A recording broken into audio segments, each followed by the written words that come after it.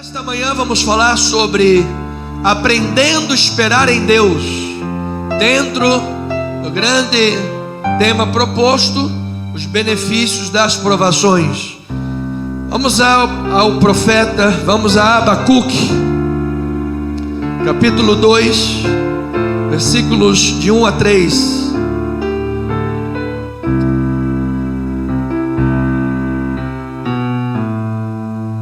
A mensagem desta manhã possa inspirar, transformar, abençoar vidas, almas e corações. Você que está pela internet agora, crie aí uma sala de vídeos, convide pessoas para assistir, chame familiares, coloca lá no telão, na televisão, liga o áudio bem alto, evangelize, faça como a nossa irmã Maria do Socorro, aumenta lá o volume do som. Sabe que eu tenho 2 vizinhos que são uma bênção. A minha vizinha de cima, às vezes, liga o Salão Azul. Quem lembra do Salão Azul? Alguém conheceu o Salão Azul? O Salão Azul foi um baile de charme, muitos anos atrás. E a casa dela, às vezes, é o Salão Azul. Bota o volume lá em cima. Já o meu vizinho da esquerda é a Sapucaí. Coloca aqueles pagodes dos anos 90 e bota lá em cima também. Aí eu fico no meio. Aí o braço direito fica assim, Salão Azul, e o pé fica mexendo. Eu falo, gente, eu não sei o que eu faço, uma coisa ou outra. Não faço nada, desliga, sai pra lá. Aí eu boto lá o trono de Deus, ligo lá o som. É pra brincar? Você é um espelho. Louvado seja Deus por isso.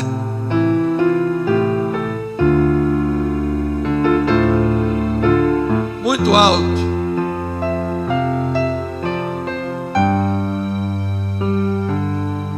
Amém.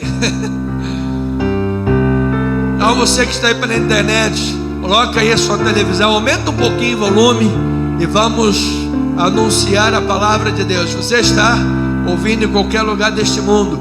Semana passada tínhamos um irmão de Moçambique, todos os irmãos lusófonos espalhados pelo mundo. Receba aí esta palavra em nome de Jesus. Pois bem, Abacuque 2, versículos de 1 a 3, diz assim a palavra: Por-me-ei na minha torre de vigia, colocar-me-ei sobre a fortaleza, e vigiarei para ver o que Deus me dirá, e que resposta eu terei à minha queixa. O Senhor me respondeu e disse. Veja que o profeta estava se queixando e Deus respondeu. Escreve a visão, grava sobre tábuas, para que a possa ler até quem passa correndo, porque a visão ainda está para cumprir-se no tempo determinado, mas se apressa para o fim e não falhará. Se tardar, espera-o, porque certamente virá, não tardará. Fica um glória a Deus por isso, amado. Vamos orar. Sinto o espírito de profecia. A palavra é profética, amado. A palavra é profética. Ela exorta, ela consola, ela edifica. Para as mais diversas necessidades do povo de Deus, a solução é a palavra. Vamos ouvir Deus falar, vamos orar. Pai eterno e amado, toda e qualquer religião, o máximo que ela pode fazer é arrogar para si tradições e ensinar aos seus adeptos a prática dessas tradições. Mas o cristianismo é diferente. A fé cristã é diferente. É o único povo no mundo, biblicamente, que tem o direito de dizer: Deus me usa e fala por meu intermédio. quando pregamos a palavra de Deus. Assim sendo, ó Pai, João disse: cabe-me diminuir para que ele cresça. O pregador é menor do que a mensagem. A mensagem é prioritária. A mensagem é urgente. A mensagem tem que ser proclamada. O pregador não visa agradar o auditório. O pregador visa alertá-lo e pregar a verdade libertadora. O culto não é para os homens saírem com os seus egos amaciados. O culto não seja adorado.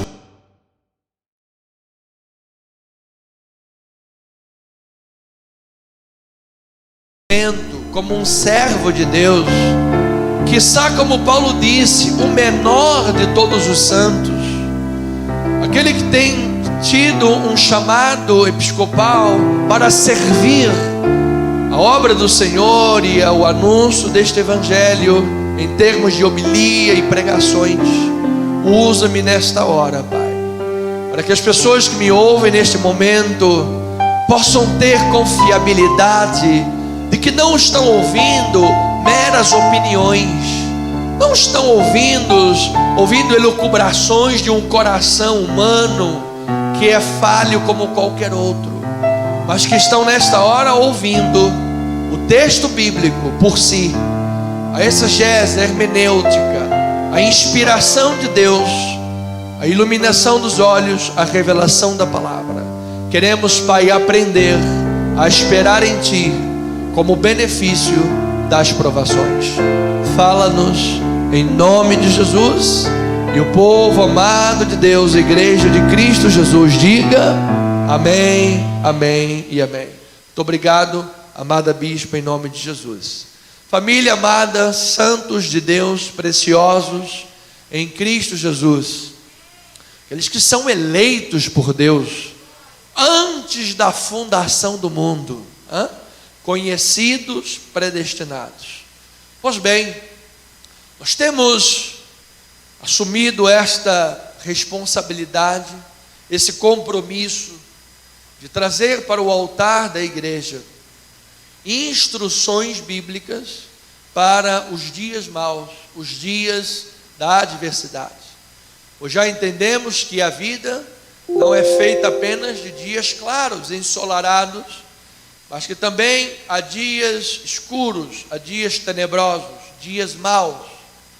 Mas que esses dias maus em nada interferem na bênção de Deus sobre nós, no nosso relacionamento com Deus, como se estivéssemos mal com Deus. Às vezes as pessoas pensam que se está tudo bem, então estou bem com Deus.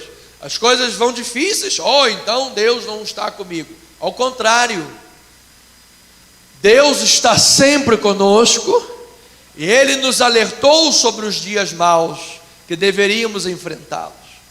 De maneira a preparar o rebanho para estes dias, equipá-los com as ferramentas bíblicas, as armas espirituais, para que todos saibamos viver piedosamente nesses desdobramentos da vida. E não apenas saber viver piedosamente, mas crescermos em graça e conhecimento, fazendo com que haja benefícios, que o Evangelho continue a correr de forma tremenda e poderosa. Então, dias maus, portanto, são sinônimos de oportunidade de vermos a glória de Deus. Dias maus são sinônimos de pensarmos: eu vejo Deus agir na minha vida nesta área. Então, muitas vezes precisamos meditar nisto. Ao olharmos a injustiça e a violência neste mundo, por falta deste entendimento, desse preâmbulo que eu acabei de mencionar, por falta desse entendimento, desse preâmbulo, Ao olharmos a injustiça e a violência neste mundo, a pessoa se pergunta: por que Deus não faz nada a respeito disso? Por que Deus não está fazendo nada a respeito dessa situação? Será que Deus não está vendo o que está acontecendo? A sensação, às vezes, que a pessoa tem, todos temos às vezes em determinadas circunstâncias, é que o perverso prospera e o justo sofre. O perverso se dá bem, enquanto o justo é penalizado. A pessoa admite uma posição de justiça, admite uma posição de credibilidade, de não abrir mão dos valores, ela é penalizada. Olha, um jovem hoje, que venha a dizer aí fora que está se guardando para o casamento, ele vai ser achincalhado, ele será ridicularizado, ele será penalizado pelos outros, sofrerá bullying. Então, este é um pequeno exemplo de tantos outros que nós vemos. Às vezes a pessoa diz: parece que o justo sofre, parece que a pessoa tem que fazer a coisa mais ou menos errada, sabe, para se dar bem na vida. As pessoas devotas oram a Deus, mas parece que a oração delas não está promovendo mudança nenhuma. Parece que a oração delas não está promovendo nenhum significado. Orem 1, 2, 3, 10, 5 milhões de vezes e parece que nada muda.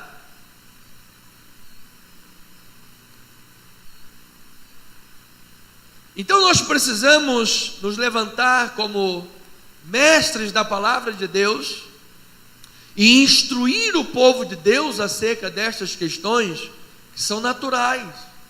Afinal, enganoso é o coração, desesperadamente corrupto. Se você pautar a tua vida espiritual no teu coração, você será envergonhado. Você pautar os passos da sua vida baseado no que você sente humanamente, você será envergonhado. Então o profeta questiona: por que é que Deus está em silêncio? Tanta injustiça, tanta corrupção, tanta inversão de valores, e Deus está em silêncio. Então em Abacuque 1 a 4 ele mostra isso. Sentença revelada ao profeta Abacuque: até quando, Senhor? Olha o que o profeta, olha gente, isso aqui é muito forte. Talvez essa seja a pergunta, o questionamento de alguns aqui ou muitos pela internet. Diz assim: até quando, Senhor, clamarei eu e tu não me escutarás? Gritar-te-ei violência e não salvarás? Porque me mostras a iniquidade e me fazes ver a opressão? Pois a destruição e a violência estão diante de mim, há contendas e o litígio se suscita. Por esta causa a lei se afrouxa e a justiça nunca se manifesta, porque o perverso cerca o justo e a justiça é o quê? Torcida. Olha, amado, algumas coincidências com o tempo presente, talvez não seja mera coincidência. Então nós conseguimos ver o mundo hoje, e o mundo é isso aqui. O profeta está dizendo: Deus, eu estou clamando e o Senhor não me escuta. Eu estou batendo na porta e mostrando violência, violência, e a justiça se afrouxa, é torcida.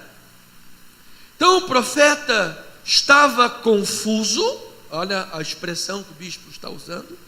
O profeta estava confuso. Por quê? Porque ele via a violência, ele via a iniquidade, ele via a opressão, e a lei não era imposta, não havia a proteção ao inocente, ao desfavorecido, ao órfão, à viúva.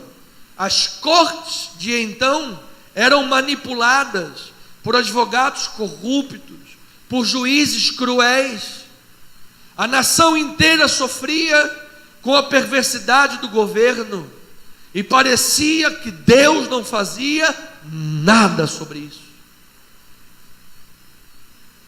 Então você imagina os olhares de um homem natural que está vendo os magistrados se corromperem, aqueles que deveriam ser os guardiões da Constituição, aqueles que deveriam de proteger a nação, aqueles que deveriam de ser, o arauto, o paladino da honra, da moral, da justiça, aqueles que deveríamos ver como um guerreiro montado num cavalo branco, levando a sua espada. Na verdade, são eles que promovem a corrupção, são eles que promovem a injustiça, e o inocente é esquecido. E o profeta, confuso no meio disso tudo, ele está clamando: Deus, o Senhor não está escutando, o Senhor não está vendo. Agora veja no versículo 5 e 6, o que diz a palavra: vede entre as nações, olhai, maravilhai-vos e desvanecei, porque realizo em vossos dias obra tal, que vós não crereis quando vos for contada. Pois eis que suscito, olha aí, eis que suscito os caldeus, nação amarga e impetuosa, que marcham pela largura da terra, para apoderar-se de moradas que não são suas. Gente, os caldeus seriam suscitados como instrumento de disciplina para a nação. Deus está dizendo: está havendo corrupção, está havendo toda a sorte de propina, o órfão e a viúva foram esquecidos, as pessoas só pensam em oferir o lucro. Legal, o que eu vou fazer? Suscitarei os caldeus, nação perversa, nação que eu não preciso nem falar quem são, porque vocês já conhecem a fama desse povo. E serão os caldeus que irão disciplinar o meu povo, serão os caldeus que irão disciplinar vocês. Amado, esse é o primeiro ponto. Quando Deus permite a disciplina vir, eu vou lhe dizer uma coisa, amado, esta é uma atitude de misericórdia, porque se Deus não disciplinasse uma ovelha, ela continuaria caminhando para o abismo. Mas quando Deus suscita os caldeus para disciplinar, Deus permite que venha uma questão adversa, Deus está botando um freio naquela pessoa e diz: coraçãozinho duro, começa a amolecer, porque você é ovelha. Você sabe que o ímpio, quando é repreendido, ele fica com o coração mais duro ainda. O tolo, o ignorante, quando é repreendido, ele não aceita, ele dá coice. Eu mando em tudo, quem sabe sou eu, não fala assim comigo. O sábio, quando é repreendido, ele agradece. Mas quando ele é repreendido em verdade, quando está à luz da palavra de Deus, eu não posso agora chegar aqui e ficar repreendendo os irmãos fora da palavra de Deus, que aí eu estou errado, sou eu. Mas quando um justo é disciplinado, Deus o faz com uma atitude de misericórdia, para que o manco seja curado, para que ele não se extravie, para que ao final de tudo ele entenda que a disciplina parece amarga, mas o fruto dela será doce na sua vida. Deus irá curá-lo, Deus irá restaurá-lo. O povo que estava caído será levantado. O povo que estava metido no secularismo, nas estratagemas do mundo, voltará a recobrar o juízo. Às vezes a pessoa, você viu aquela história, fala tanta mentira, que ela acredita na própria mentira. Às vezes Deus permite uma lambada na vida e fala: opa, calma aí, não é assim.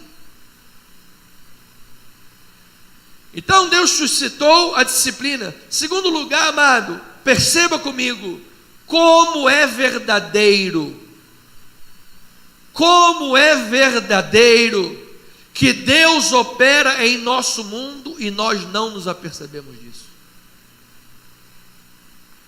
Como Deus está fazendo uma obra e nós não estamos atentando para o que Deus está fazendo. Nós só vamos, muitas das vezes, nos perceber o que é que Deus está fazendo lá na frente, depois, sabe, as milhas para frente, que a gente chega lá, a gente dá uma olhada para trás, gente, na verdade, era Deus que estava fazendo aquela obra, era Deus, Ele andou comigo no meio do deserto, eu não tinha entendido. Então, às vezes, amado, você imagina o barro na mão do oleiro, o oleiro está lá amassando o barro, e o barro, está me amassando. Por que o oleiro amassa o barro? Porque quando ele amassa o barro, as menores impurezas são retiradas. Porque se o barro for formado num jarro, formou um jarro, mas tem uma impurezazinha, uma pedrinha pequenininha, desse tamanho, lá no vaso, o que vai fazer com o vaso depois que ele endurecer? Vai quebrar, vai rachar, e um vaso quebrado serve para quê? Para nada. Então, amados, nós não percebemos o quanto Deus está se manifestando. Imagine que a igreja, os períodos que a igreja mais cresceu na história foram os períodos de perseguição. Foi quando os éditos dos Césares foram lançados. Vamos matar essa gente, vamos botar fogo em tudo. A culpa é de quem? A culpa é dos crentes, porque eles são canibais. Por que eles são canibais? Diz que eles comem carne e bebem sangue. Eles são canibais.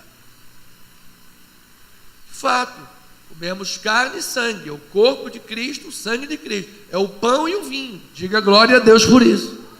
Mas aí havia lá, você viu? Quem conta um ponto, aumenta um ponto. E quando chega lá já é uma teia de aranha gigante. Aí contou um ponto aqui, 2 pontos. Quando chegou lá no imperador, olha aquela gente, você não sabe, ela se reúne, tem orgia, tem tudo no meio daquele gente. Então foram eles os culpados.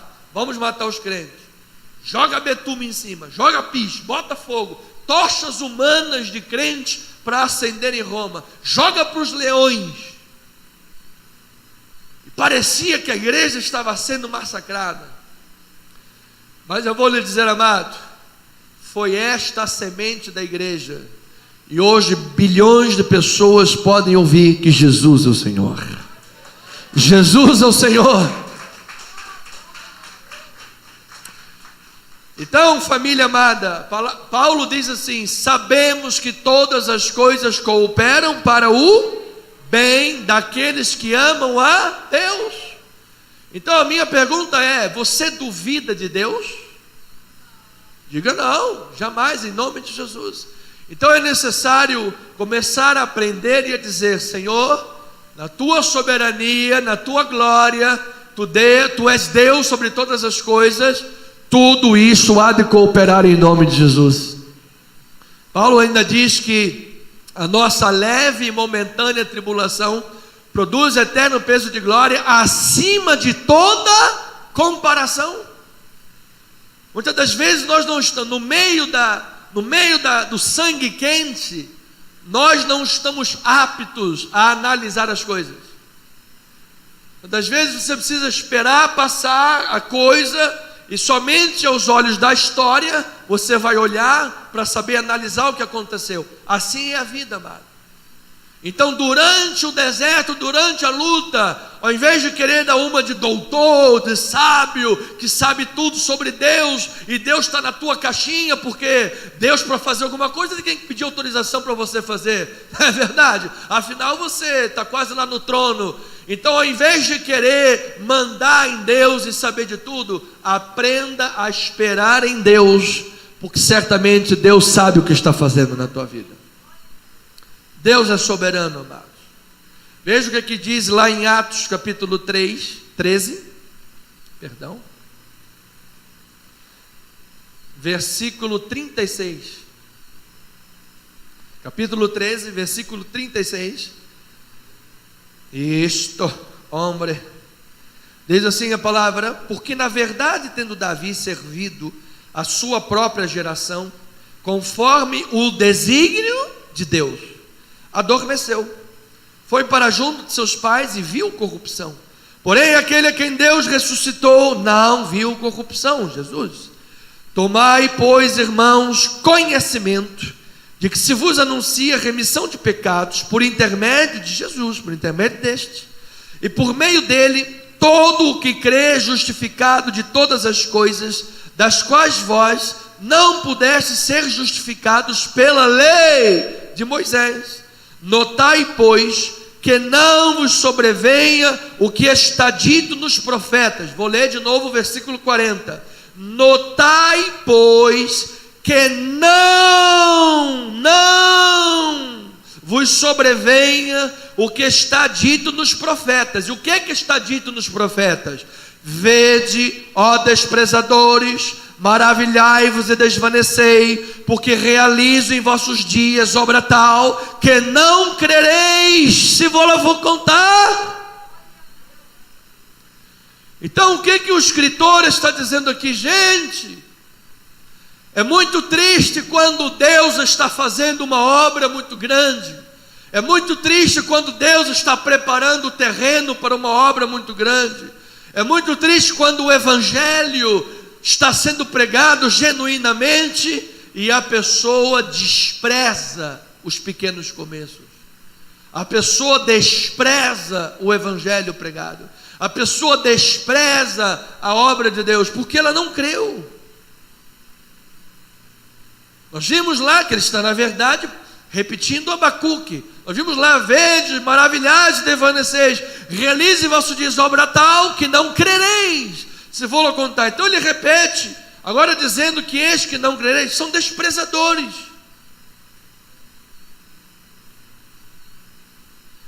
Então ele está dizendo que não aconteça isso com vocês, porque nós estamos aqui pregando o evangelho, nós estamos aqui dando testemunho, nós estamos aqui anunciando estes, porque eles, quando estiveram no meio daquele povo, eles viram que eram muito religiosos. Eles tinham lá uma plaqueta específica para o Deus desconhecido. E Paulo reuniu todo mundo e disse assim: este Deus desconhecido que vocês estão aqui reverenciando é o que eu estou pregando. Ele ressuscitou ao terceiro dia. Ele é o caminho, Ele é a verdade, Ele é a vida. Ele é o único que cura, que liberta, que salva. Ele é o Deus Todo-Poderoso e o seu nome é Jesus. Ele é o Senhor.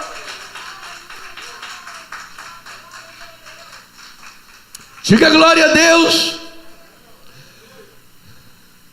Então ele está dizendo, usado por Deus, que na dinâmica da pregação da palavra, que você esteja livre de estar no meio deste povo que despreza e que não reconhece a obra de Deus. De fato, amados, agora como crentes, agora como filhos de Deus, você crê em Jesus, diga glória a Deus por isso. Agora como servo de Deus, agora como ovelhas do Senhor, podemos dizer quantas coisas Deus faz e nós não nos apercebemos. Quantas obras Deus opera e nós ficamos olhando e nós pensamos: gente, por quê? Estou confuso. E aquela confusão do profeta vem à nossa mente. Então ele está dizendo: gente, olha, tem um tempo determinado para eu fazer as coisas, virá e não vai tardar. Qual é a tua posição? Escreve isso em letras grandes, para até quem passar correndo veja a tua fé. Porque quando as pessoas olharem para você, o que elas vão dizer? Ih, olha lá o crente, está duvidoso de Deus dele. Olha lá o crente, ele já não sabe mais se ele dá glória a Deus, se ele não dá glória a Deus, se ele é de Jesus, se ele não é de Jesus. Não, ele está dizendo: escreve em letras grandes da tua vida, com as obras da tua vida, com a tua confissão, e todos, quando passarem pela tua vida, vão olhar e vão dizer: gente, eu não entendo, mas aquela pessoa ali, olha, ela acredita em Deus mesmo. Ela é fiel. Isso vai atrair muita gente, amado. Eu recebo, você é motivo de bênção para as nações, amado. Através da tua vida muita gente será salva, amado. através do teu testemunho pessoal. Olha, não é para vanglória, mas graças a Deus eu dou meu testemunho onde eu estou. Lá na minha academia fitness, já fui convidado para fazer casamento de um personal, professor da academia. Quando que ele iria convidar se eu não tivesse um testemunho? Fazer meu casamento, a minha atitude mais importante da vida, depois de receber Jesus, é com quem você vai casar, meu irmão. Vou chamar aquele lá, aquele que dá mau testemunho para fazer o meu casamento? Nada. Então, amado, onde você está caminhando, você está mostrando em letras garrafais. Quem passar correndo vai ver, esse é de Jesus, esse é de Jesus, essa família é bendita do Senhor. Ali está um servo de Deus, ali está uma mulher, um homem de Deus, louvado seja o Senhor. Então, no meio das provações, no meio desta confusão estabelecida, amado, porque o céu não é aqui, amado. Se Deus fosse impedir todo o dedo do gatilho, onde é que estaria a nossa livre agência nesse mundo? Esse é o velho problema do mal, é a velha teodiceia. Onde estava Deus em Auschwitz? Onde estava Deus nos campos de concentração? Onde estava Deus nos 6 milhões de judeus mortos? Onde?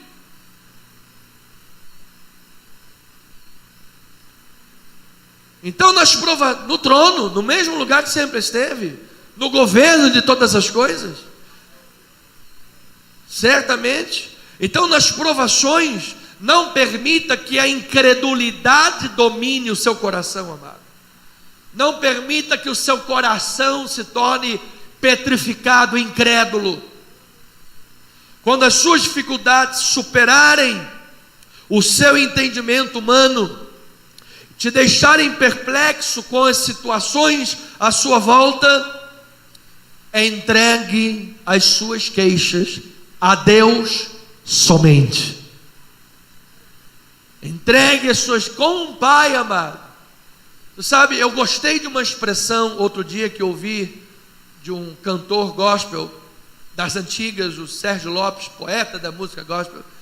E antes de cantar a música, o Amigo, um louvor que eu amo muito, e ele diz: Deus é o único, Jesus é o único que esteve entre nós, passou entre nós, foi tocado pela multidão. Nenhum outro Deus, Ele é o único que esteve entre nós. Por isso, quando eu penso em Jesus que sofreu para mim, eu não penso nele apenas como meu Deus. Ele é o meu Deus, mas não apenas como meu Deus. Ele é o meu Senhor, mas não apenas meu Senhor. Ele é meu amigo. Ele é meu amigo. Então o profeta, amado, no meio ali da sua confusão, no meio das coisas, ele fez a sua queixa perante Deus. Ele derramou-se perante o Senhor. Ele colocou-se diante de Deus. Então eu lhe digo, amado, como alguém que permite que a palavra de Deus fale ao seu coração, alguém que vem aqui para trazer a palavra, e não as minhas opiniões, mas a palavra, ao invés de se escandalizar, ao invés de se revoltar, ao invés de tentar fugir dos caminhos do Senhor, ao invés de se amargurar, suba para a torre de vigia, corra para o refúgio de Deus, busque o entendimento que só Deus pode te conceder, e as respostas de Deus virão a seu tempo. Diga glórias a Deus por isso. Foi isso que o profeta fez. Ele subiu à torre de vigia em oração, apresentou as suas queixas e Deus lhe respondeu. Ainda que, depois vamos compreender mais profundamente, sexta-feira, ainda que a resposta de Deus parecesse para Abacuque mais estranha do que o seu silêncio. Ora, mas como é que pode? Deus vai levantar os caldeus para nos disciplinar? Deus, os caldeus é que tem que ser disciplinado. Aquele povo ímpio. Então, Abacuque recebeu uma resposta inusitada. Ele não esperava a resposta, mas Deus respondeu. E Deus lhe ensinou. Então eu vou lhe dizer uma coisa, amado: todas as coisas estão debaixo da autoridade de Deus, amado. Todas as coisas. Você acha que um demônio pode andar daqui para ali um passo se Deus não permitir, amado? Você acha realmente que existe uma guerra, que o diabo está colocando Deus contra a parede, e Deus está lá, ai meu Deus, e agora? O que eu vou fazer? Qual peça do xadrez eu vou mexer? E o diabo está lá avançando. Amado, se fosse o tempo determinado, e o tempo será, ainda vai acontecer, vai ser assim, ó. Acabou Satanás, diabo, inferno, anticristo, demônio, o que for, amado. Não tem lutas contra Deus. Ele é o Todo-Poderoso, amado. Ele é Senhor. Por isso, durante as lutas e aflições, estamos aprendendo com a confusão de Abacuque a esperar em Deus. Estamos amadurecendo o nosso relacionamento com o Pai, que muitas das vezes nós não entendemos algumas coisas que acontecem. Parece-nos às vezes a sensação que o justo sofre e que o ímpio prospera, você sabe, e o malandrinho ele ele prospera, e o justo, um quadrarão, ele tumba, é penalizado. Mas eu vou lhe dizer, amado, bem-aventurados que choram porque serão consolados. Bem-aventurados perseguidos por causa do meu reino, grande é o teu galardão, disse o Senhor. Essa é a lógica de Deus. A lógica de Deus é diferente da nossa. A lógica de Deus, Ele pega o fraco e o faz forte. Ele pega o indômito e envergonha o que se acha sábio. Ele é Senhor, amado. Mas você precisa estar no seu lugar, e Deus é Senhor da tua vida, amado. Enquanto eu quiser mandar em Deus, estar à frente de Deus, eu fico na confusão. Então, ovelhinha amada, Abacuque foi para a torre de vigia orar, meditar e esperar no Senhor. E então nesta torre Deus mostrou para este homem algumas coisas. Em primeiro lugar, o seu propósito glorioso na vida do seu povo. Deus disse ao profeta: a terra se encherá da minha glória, assim como as águas do mar cobrem a terra. Amado, Deus sempre nos dá esperança, mesmo no meio da disciplina, mesmo no meio da luta. Olha, bispo, eu achei que o livro do Apocalipse fosse um livro para me deixar cheio de medo. Não, filho, ao contrário. O livro do Apocalipse é um livro de esperança. Porque quando ninguém foi achado digno de abrir o livro, um foi achado, o leão da tribo de Judá. O leão é Jesus, o Senhor. Ele disse: não chores, não chores. Você está chorando? Não chores. Eis que o leão da tribo de Judá, na raiz de Davi, aquele que venceu, o livro abrirá. Ele é o Senhor dos senhores. Ele tem o controle nas suas mãos. Então, amado, aquilo que para o mundo é perdição, para nós é prova evidente de salvação. Então esta é a ótica que nós temos que aprender a olhar a vida. Então, construir esse cristianismo leva tempo. Nós estamos acostumados no nosso país num cristianismo de balela, de gruta do milagre, de rosa do chorão, água do tratamento. Se Jesus estivesse aqui em carne e osso, estaria com um chicote, chicoteando muito pastor por aí, muitos religiosos por aí, que fazem das suas casas, casas de mercandejo, de enganos, de filosofias. 60 milhões de pessoas que não geram impacto nenhum, praticamente. Então, amada igreja, que em nome de Jesus, a resposta de Deus, como veio Abacuque, venha e diga aos corações pela palavra, que a glória de Deus é uma realidade nas nossas vidas, amado. Que em nome do Senhor, tu serás usado por Deus para pregar a palavra, para libertar cativos, para sarar enfermos. Eu creio que Deus pode nos usar hoje, como foi na igreja nascente do primeiro século. Diz que a sombra de um homem curava os enfermos. Com uma palavra, pessoas eram curadas. Tinha lá um homem pedindo esmola, dá-me esmola. Veio lá Pedro e João e disse: olha, eu não tenho dinheiro, eu não tenho prata, eu não tenho ouro, eu não tenho nota promissória, eu não tenho cheque especial, não tenho leasing, não tenho nada. A única coisa que eu tenho eu te dou: levanta e anda, seja curado nesta hora. Oh! Isto é uma autoridade, é um milagre, é uma ação de Deus, que nós ainda precisamos andar muito para chegar até lá. Ou você acha que eu, Anderson Nogueira de Almeida, não queria chegar perante o enfermo? Vem cá, cara, levanta daí. E ter plena convicção e certeza que o fulano de tal ia levantar e sair andando. Mas por que ainda não chegamos a esse nível? Talvez haja muita lógica em nosso meio. Talvez haja muito disse que me disse, sabe, muitas picuinhas ainda no meio do povo de Deus, muita energia carnal ainda, pessoas que não aprenderam a esperar no Senhor.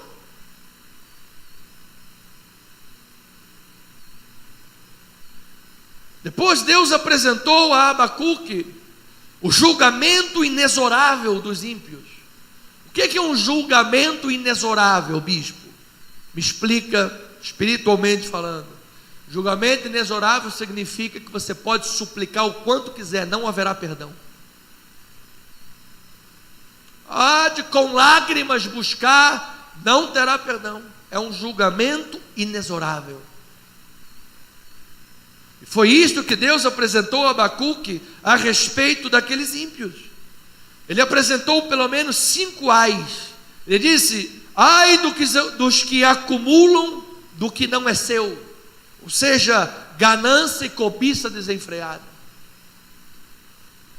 O cara já tem dinheiro, cara. O que leva um cara que já tem dinheiro roubar do pobre, roubar da merendeira da escola, roubar do leito da maca da saúde, roubar da seringa, roubar dos insumos para tratar a saúde dos velhos do INSS? O que leva uma pessoa a roubar, a meter a mão do que não é seu?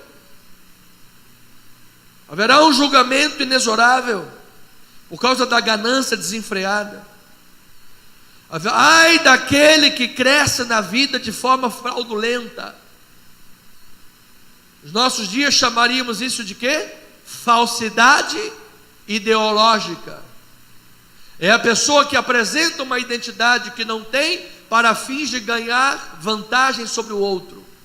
Hoje a internet é cheia disso aí, amado. Cuidado com os links que são compartilhados. Cuidado com os jovens muito soltos na internet. Cuidado. Internet, você pode botar lá a foto do Arnold Schwarzenegger. Quando você chega lá, é a múmia do imperador. Ela botou Arnold Schwarzenegger. Aí a menina vai lá: eu marquei um sorvete ali no Norte Shopping com Arnold Schwarzenegger. Ele chega lá, dá de cara com a tumba e a múmia.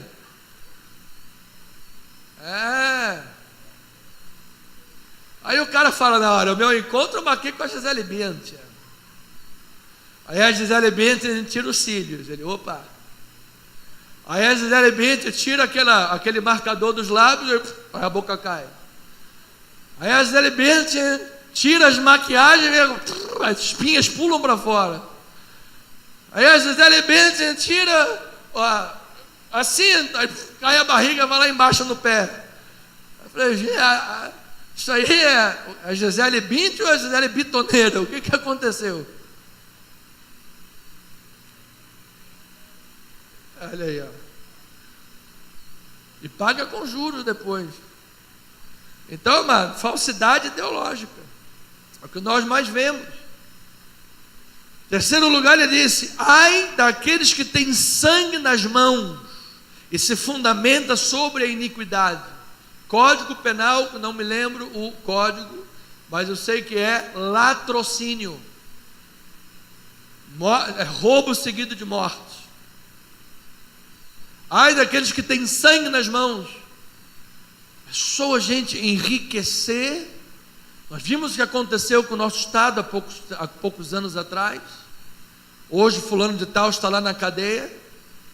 Mas daqui a pouco, do jeito que as coisas vão, vai sair também. Já não tem mais justiça nesse país. Daqui a pouco está solto. Afundou o Rio de Janeiro. Afundou o Rio de Janeiro. Quebrou. Milhões. Quantas famílias morreram? Quantas pessoas tiveram seu ente querido morrendo na maca, sem ter um remédio? Sim, não julgam o direito dos pobres. Estava fazendo uma pesquisa vendo a fosfoetalonamina, pílula do câncer, poderia chegar para tratar alguém por 7 centavos. Um doutor na USP tratou por 20 anos várias pessoas. Bastou a indústria olhar, opa, não pode, porque isso, porque aquilo. Gente, mas 20 anos tratando. 20 anos tratando. Agora vai entrar conosco isso com aquilo, porque 7 centavos é muito barato. 7 centavos é muito barato. Então isso tem um latrocínio em massa. Sangue nas mãos e iniquidade no fundamento da criação. Quarto lugar, ele diz: ai daqueles que criam situações para envergonhar os próximos. Tu sabe, a pessoa cheia de estratagema para puxar o tapete do outro. Eu vou envergonhar ele perante o chefe, vou puxar o tapete, vou acontecer. A figura bíblica que diz que bota lá no vinho da pessoa um remedinho qualquer para a pessoa se embriagar. Também leva o amigo para o amigo do copo, puxa, o cara não quer ir sozinho, puxa para o copo. Ou seja, ai desses, amado. Você sabe que ninguém quer chegar atrasado na sala de aula. Desde criança era assim. A pessoa vai chegar atrasada na aula, não vou entrar não. Vou esperar chegar mais alguém, porque aí entra 2. Se levar bronca, vai ser 2 levando bronca na frente de todo mundo. Agora imagina eu entrando sozinho, professor, seu Anderson Nogueira de Almeida. O que você estava fazendo lá fora? Não, professora, foi um ônibus que atrasou. Mas semana passada você disse isso. Cara, o cara vê camisa de escola municipal, ele passa direto, professor. Ainda tinha justificativa. Mas ninguém quer apanhar sozinho, mano. E na vida, a pessoa leva isso para a vida e ela cria situações para envergonhar o seu próximo. Olha, amado, eu vou lhe dizer uma coisa: não queira um fio de cabelo que não é teu, amado. Não gere vergonha, não descubra, né? Não tire. Já viu a pessoa que tem a careca e bota lá a peruca? Não tire a peruca de ninguém, amado. Não, mas aí, fez implante, é outro nível, né, mano? Aleluia. Olha, ó, amado ali não tem vergonha nenhuma, está ali bonitinho, dá uma encerada, faz assim, ó, vou dar uma encerada, vem brilhando, bonito, tramontina, bênção do Senhor. Não tem problema, mano. Pode ficar. Eu uso para amolar minha tramontina depois. Então não descubra a careca de ninguém, amado. Tem gente que vai lá, olha, adora apontar o pecado e esquece que é pecadora. Atira a primeira pedra quem não tem pecados. Então Deus está dizendo: ai dessa gente que faz isso. Ai. E depois ainda, versículo 19, ele fala que ai daquele que pratica a idolatria. No antigo Israel, ele dizia: Shema Israel, Adonai Eloheinu, Adonai Echad. Ele está dizendo: ouve Israel, Senhor Deus é o único Senhor. Diga glória a Deus por isso. Ai daquele, amado, que troca a glória de Deus por imagem de escultura, que tem boca que não fala, olhos que não veem, ouvidos que não ouvem, som nenhum sai da sua garganta, mãos que não apalpam, tornam-se iguais a eles os que nele confiam. Por isso muita gente está cega por aí. Por isso está sendo criado o Crislã, uma nova religião que vai abraçar todo mundo num espírito ecumênico do Satanás, amado. Nós respeitamos todo mundo, nosso respeito veio para todos, mas a pregação do Evangelho não pode ser mudada. A pregação do Evangelho não pode ser mexida. Ou você crê na salvação em Jesus, ou não há solução para você, filho. Depois que você fechar os olhinhos, não tem missa do sétimo dia para te salvar. Pode ter extrema unção, pode o Papa rezar a tua missa, não adianta. Só Jesus pode salvar a tua vida, amado. Então, nesse minuto final eu lhe digo: não interprete mal os planos de Deus, amado. Não interprete mal. Busque em Deus o entendimento, e o Senhor te dará a compreensão. O Senhor iluminará os olhos do teu coração. Ele te dará, eu recebo para a minha vida, mas recebe a tua. Ele te dará forte alento para a tua alma. Você se sentirá seguro. As ondas vão estar lá, e você vai estar igual Jesus no barco dormindo lá. O barco balança para lá e para cá. Os discípulos: o Senhor não tem medo, o que vai acontecer? A gente vai morrer. E Jesus estava lá: o barco balança para lá. Gente, isso é Deus numa vida. Isso é Deus. Então não interprete mal os caminhos do Senhor. Não permita confusão na sua mente, amado, em nome de Jesus. Veja que no versículo 4, por exemplo, do Abacuque 2, ele diz: eis o soberbo, sua alma não é reta nele, mas o justo viverá pela fé. Ou seja, ele está descrevendo dois tipos de pessoas. Está dizendo o soberbo, porque crê apenas em si mesmo, crê apenas na sua capacidade, no que os seus olhos mostram, no que os seus ouvidos estão ouvindo, na sua capacidade de interpretar e da leitura que faz. Soberbo, ele confia apenas em si mesmo.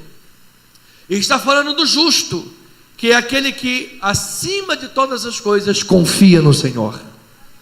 Acima de todas as perspectivas, acima de todas as notícias, acima de todos os indicadores, acima de tudo que os homens dizem e fazem, ele continua confiando no Senhor Jesus Cristo.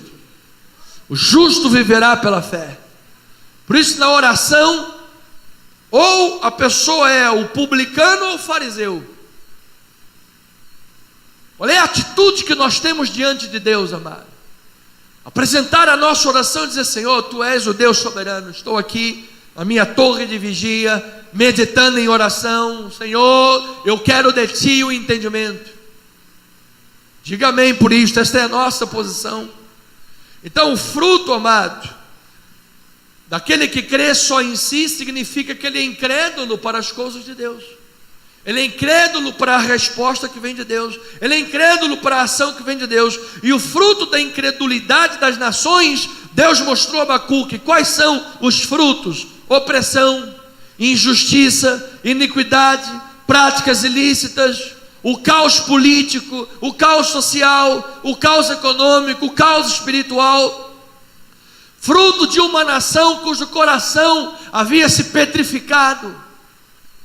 E ao invés de esperar no Senhor, ao invés de esperar no Deus que abriu o mar vermelho, o Deus de Abraão, de Isaac, de Jacó e de José, o Deus que fez todas as suas maravilhas, o Deus que dizia: ouve, ó Israel, o teu Deus é o único Senhor. Não, esse povo fez uma imagem, fez uma idolatria, esse povo se afastou dos caminhos de Deus. Por isso, no versículo 12 ele diz: ai daquele que edifica a cidade com sangue e fundamenta com iniquidade. Versículo 14: pois a terra se encherá do conhecimento da glória do Senhor, como as águas sobre o mar. Ou seja, Deus requer de nós integridade entre a fé e a nossa prática. Diga glória a Deus por isso, amado. Então, foi no meio disso tudo que Abacuque descobriu que Deus está interessado. E Deus trabalha para que a sua glória seja uma realidade no meio do seu povo. Você pode estar olhando a questão do jeito que for, amado. Nós não andamos por vistas. Diga: eu não ando por vistas. Nós andamos pela fé. Diga: eu ando pela fé. E a fé me faz agir de acordo com a palavra. Então, que aquele que está sofrendo esta manhã seja consolado por Deus, amado. Que aquele que está vendo aparentes desonras, injustiças, as coisas meias que estranhas, o meio do campo do time embolado, amado, não sofras como o mundo quer que você sofra. C.S. Lewis diz que vida com Deus não é ser imune a dificuldades, mas é ter a paz de Cristo no meio das dificuldades. Eu quero profetizar no final desta mensagem a paz de Deus que excede todo entendimento na tua vida. Eu quero declarar sobre a tua vida, amado, que tu estejas na mais perfeita vitória. Que ainda que você veja que o mundo está vivendo em abalos sísmicos, o teu coração está firme no Senhor. Assim como os montes em volta de Sião, o teu coração está firme no Senhor. Ainda que o caminho do mundo seja perverso, você permanece no caminho de Deus, o caminho da justiça. Ainda que as coisas se mostrem contrárias, a resposta certa vem dos lábios do Senhor. E eu termino com Hebreus capítulo 6, versículo 10 a 20. Diz assim esse texto maravilhoso: porque Deus não é injusto. Diga, Deus não é injusto. Amado, olha, Deus não é injusto, amado, para ficar esquecido do vosso trabalho e do amor que evidenciastes para com o seu nome, pois servistes e ainda servis aos santos. Eu recebo esta palavra na minha vida.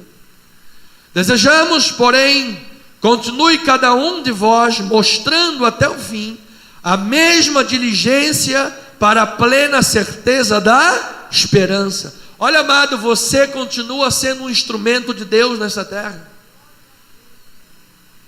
para que não vos torneis o quê?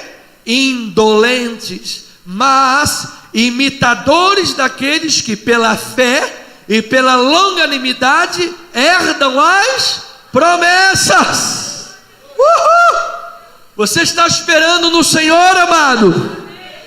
Você espera que Deus lhe dê a resposta, ou você mesmo quer forjar a tua resposta? Você espera, entre aspas, que Moisés volte lá do monte com as tábuas, ou você quer fazer o teu bezerro de ouro? O que é que você quer fazer na tua vida, amado? Você quer esperar em Deus, ou quer ser o dono da tua própria vida? Pois eu quero que Deus seja sempre o Senhor de todas as coisas.